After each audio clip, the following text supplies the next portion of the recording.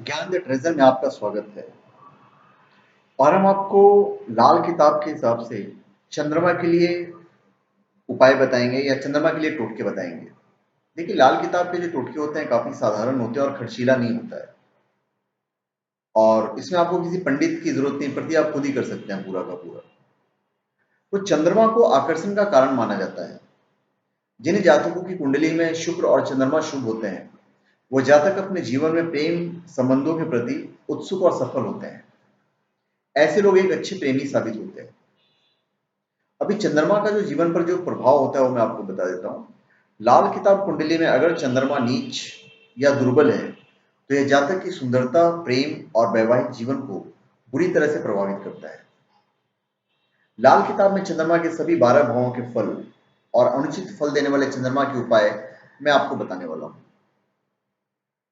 लाल किताब कुंडली में अगर चंद्रमा नीच स्थान पर है और यदि चंद्रमा ग्रह के कारण आपके जीवन में कुछ उथल पुथल हो रही है, तो उसके लिए मैं आपको हर भाव वाइज मैं आपको उपाय बता देता हूँ। लाल किताब कुंडली में अगर चंद्रमा प्रथम भाव में नीच यानी उचित फल देने वाला न हो तो घर में चांदी के बर्तन रखें। 24 से 27 की उम्र में शादी न करें और ना ही मकान बनाएं। हरे रंग व ससुराल वालों से दूर रहें। बच्चों की सलामती के लिए नदी में सिक्का डालें। फिर दूसरे भाव में चंद्रमा ग्रह के उत्तम फल पाने के लिए चंद्रमा से संबंधित जैसे चावल, चांदी, मिट्टी से लीपा हुआ फर्श और माता का आशीर्वाद अहम भूमिका निभाएंगे। फिर तृतीय भाव में चंद्रमा ग्रह की पीड़ा शांत करने के लिए चंद्रमा से संबंधित चांदी या चावल का दान करना चाहिए, तथा कन्या के जन्म उत्सव पर सूर्य से संबंधित गेहूं या गुड़ का दान करना चाहिए। यदि चौथे भाव में चंद्रमा बैठा हुआ है और आपको परेशानी हो रही है तो दूध और खोए का व्यापार आप मत कीजिए। कोई भी कार्य की शुरुआत करने से पहले मटकी में दूध भरकर रख लीजिए।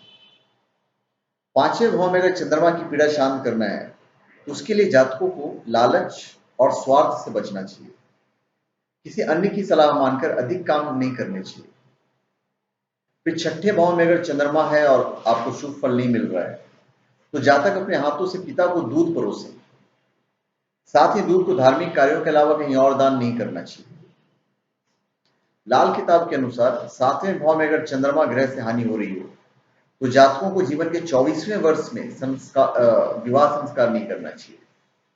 ज्योतिषियों के अनुसार ऐसे जातक को माता को खुश रखना चाहिए और शादी में अपनी पत्नी के वजन के बराबर चांदी और चावल लेना चाहिए। आठवें भाव में चंद्रमा ग्रह के अशुभ परिणामों को कम करने के लिए जातक को जुए से दूर रहना चाहिए। साथ ही मंदिर में चना और दाल अर्पण करना शुभ माना जाता है। लाल किताब के अनुसार 9वें भाव में चंद्रमा ग्रह की पीड़ा शांत करने के लिए जातक को घर की अलमारी में चांदी का टुकड़ा रखना चाहिए। मजदूरों को दूध परोसने से भी शांति मिलती है। फिर 10वें भाव में अगर चंद्रमा ग्रह की पीड़ा शांत करनी है तो जातक को धार्मिक यात्रा करनी चाहिए।